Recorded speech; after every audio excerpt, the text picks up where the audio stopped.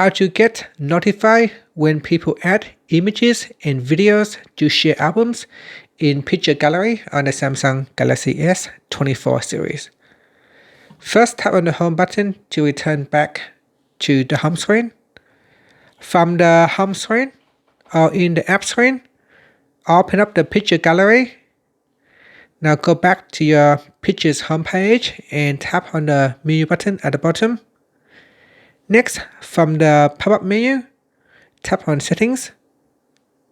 Then, in here, scroll down and tap on Share Album Notifications.